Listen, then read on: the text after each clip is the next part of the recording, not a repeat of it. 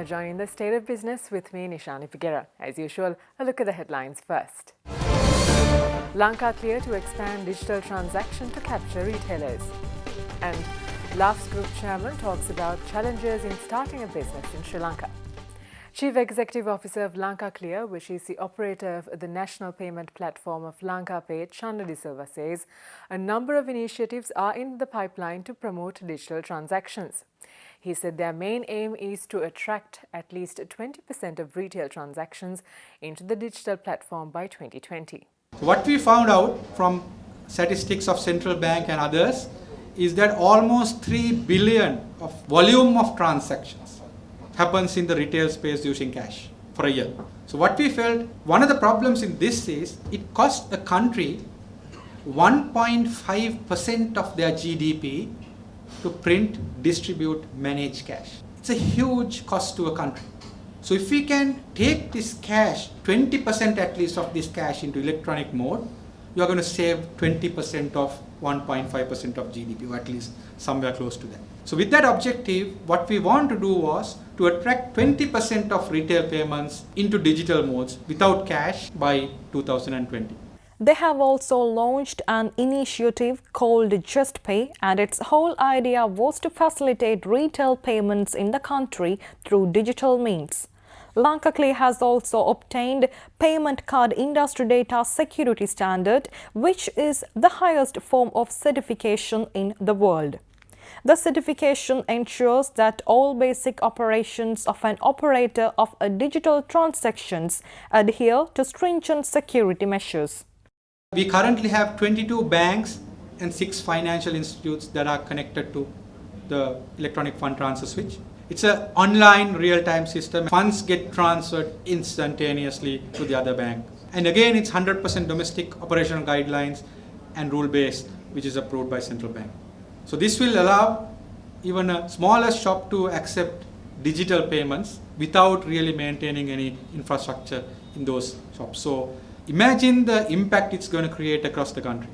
Chanda De Silva said they are offering multiple options to the financial services providers in the country to take their services across the country. Imagine the day a tea plucker in a tea estate. Right now, how do they get paid? The company has to take stack of cash in a van, transport it and distribute cash as salary. But what if a bank can issue a top-up card to these temporary? They will never open a bank account because they don't have, some of these people don't have identity cards. What if the company can offer them a card where that card can be topped up by their salary, 2 weeks or 3 months?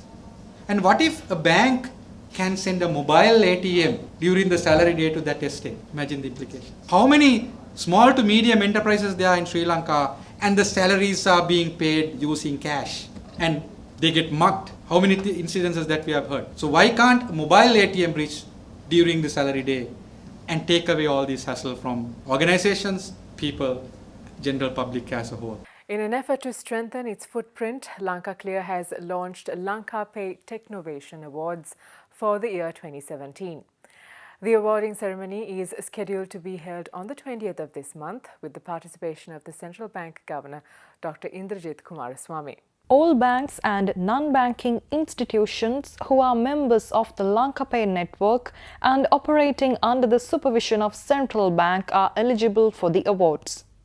So what we are trying to do through these awards is to recognize these banks and financial institutes who have taken the lead, taken the common infrastructure that LankaClear has established and taken it forward and established and offering these convenient services to their customers. So objectives of the event is to recognize outstanding contribution made by banks and financial institutes to growing the financial industry in the country, and also further promote more and more electronic modes of payments and transactions and provide that to the general public. The participants would compete for 21 awards under 8 categories. The overall winner for excellence in interbank payments would also be selected and will be recognized as the best among the best. My ministry is the government body which is in charge of the Electronic Transaction Act, introduced, which facilitated electronic transactions. Even right now, a bill has been submitted to the Parliament. Parliament has approved the bill. further improvement of electronic transaction, the Act will be amended soon. You may also happy to note that though government has also facilitated many online transactions, the usage is very low. We have, as a country, as a nation, we don't believe much in electronic transactions. So this is entirely the main purpose of this competition is to promote that, promote the use of electronic money, electronic payments, electronic transfers. Local tea manufacturer KDU Group is investing 6 billion rupees to expand its hospitality business. They have begun construction of their first upscale resort in Veeravilla. The new property will be managed by Hilton International. Hilton and Doubletree by Hilton signed a management agreement with KDU Adventures, the hospitality arm of KDU Group in Colombo. The construction of the new hotel in Veeravilla is scheduled to be completed in the first quarter of 2018. We have built this place, which is going to be very unique.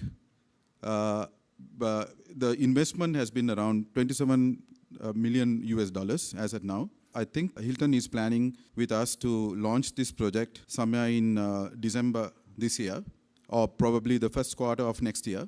This latest signing brings the current Hilton hotels in the pipeline in Sri Lanka to 7 properties. Earlier this year, Hilton signed an agreement to manage 6 properties being developed by local steelmaker Melva Group, which would add nearly 800 rooms to Hilton in Sri Lanka.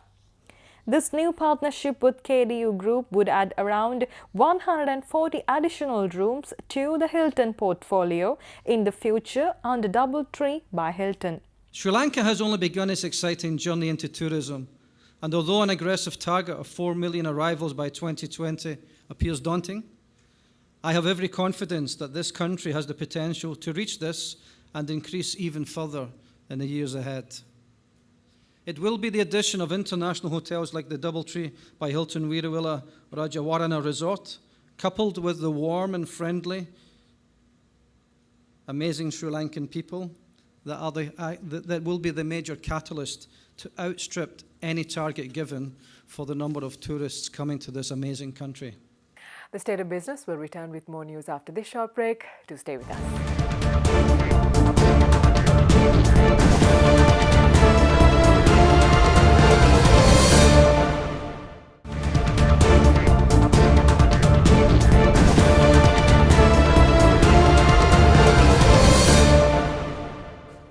Welcome back. You're watching The State of Business. The chairman of LAF's group, W.K. Vegapitiya, says starting an enterprise in Sri Lanka has become very difficult. According to World Bank's Ease of Doing Business ranking, Sri Lanka stands at 110 out of 190 countries.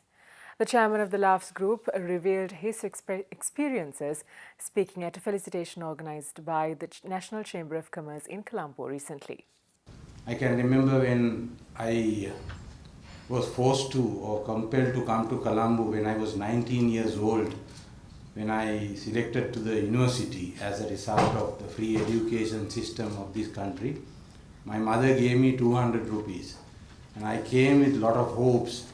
I didn't have very many resources, but I have a lot of dreams and passion to do something. I could remember those days when I was 19 years old. I happened to visit this Mania Victor Hectogoda's place, and I saw how he was building an enterprise, and I saw how he was committed and contributing for the national economy. So I was so impressed, and I also wanted to do something. And within very short span of time, I started my enterprise. My seed capital was just 5,000 rupees, and today it's comparatively very strong company. LAF's Group is a leading local enterprise in the power and energy sector in Sri Lanka. The company has now expanded operations to Bangladesh and Myanmar. We have challenged big multinationals. We have challenged very strong politicians.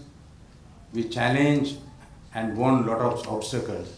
Creating an enterprise is, of course, difficult, and making it to become a reasonably big enterprise within a short period of time. Again, a very painful process, especially in a context like Sri Lanka, where the Sri Lankan business environment is not that conducive for Sri Lankan entrepreneurs. Of course, in a way, we are more encouraged because of those obstacles and barriers, and we are immune to those things now. And with that, we wind up the show for tonight. Please join us again tomorrow at the same time.